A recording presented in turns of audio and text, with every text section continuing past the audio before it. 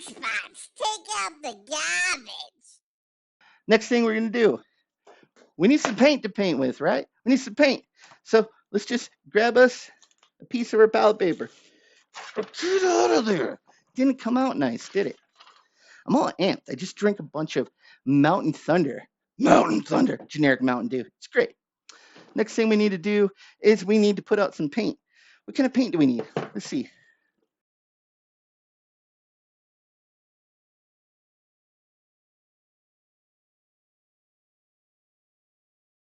And let's put it on the palette. Now, here's a tip. One of the things I learned about oil painting, you don't need a crap. Yeah, I said crap. A crap load of paint. You just need a little bit. One of the things I was doing wrong when I first started is I was just using too much paint and I was using the wrong surface. So I like these surfaces. I like the Arches oil color surface, but you may not like it. You may like a smoother or a rougher surface. Experiment. Oil painting, a lot of it I can't teach you. You got to feel it out. That's what I had to do. Feel it out, feel it out. See if you like it.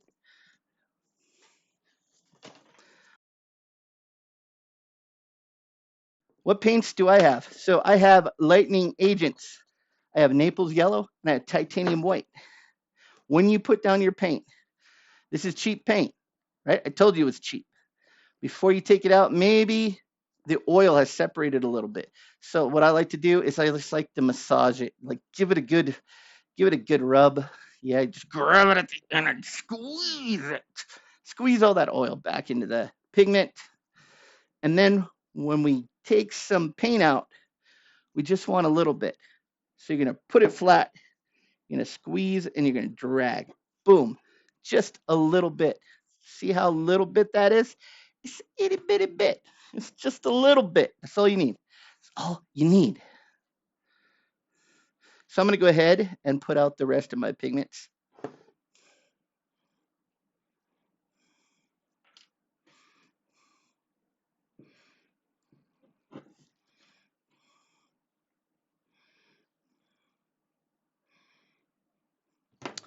When I do this, I like to have a double primary setup. So I'm going to have a warm yellow, which is going to be my yellow ochre, and a cooler yellow, which is going to be my lemon yellow.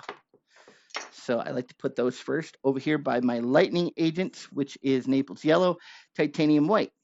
This is going to shift the color warmer or cooler. That's a different video. Right now, we're just giving you the easy peasy, pumpkin squeezy version. Little bit of paint, tiny bit. Ooh, boom. This is probably going to be sped up too. Who wants to watch this? Just in case you're wondering, this is Georgian paint bought from Jerry's Artorama. Very cheap, very good student grade paint. Now we get our paper towels. Paper towel, paper towel, paper towel. Bam, bam. Now I'm going to go in here. I'm just going to fill these out. Let's see. That feels pretty good. And what I'm going to do, I'm going to fold this paper towel in half a couple times. I'm just going to go right in the middle, drag it off cleanly. It feels good.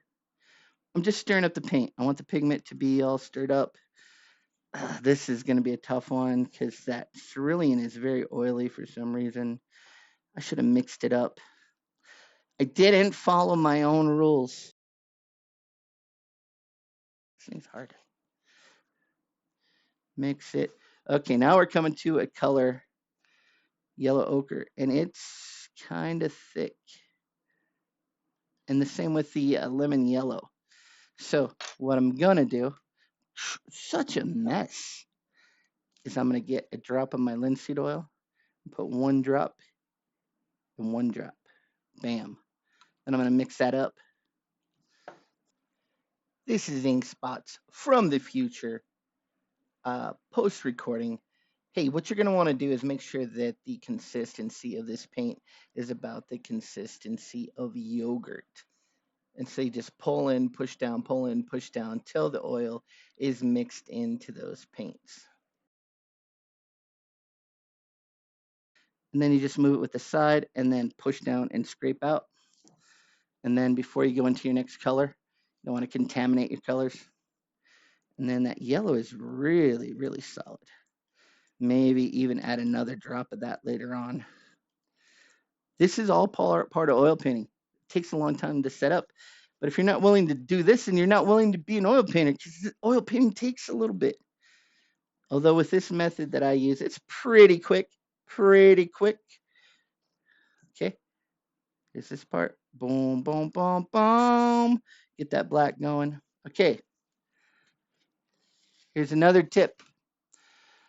One of the problems, like I said, is you're getting too much paint on your brush. So what you want to do is when you're going to use a paint, you kind of want to squish it out and pull it out. See, I'm just getting a nice thin layer right there on that red. That's where I want to put my brush in. I just want to get a small coat, one little coat on one side of my brush, one coat on the other side of my brush. What that does is every time you load your brush, you know exactly how much paint is on there. I wasn't expecting this first part to take so long. Maybe I cut this into its own video. Yeah, this is its own video. We've all read the story. The brave hero conquers the diabolical villain and rescues the damsel in distress. But this is real life, and in real life, stories don't always have happy endings. Frog G, the story of a man turned into a frog by a voodoo priestess sent on a mission to kill a god by death itself. Now our hero must roam the underworld to regain his humanity and win back the woman he loved.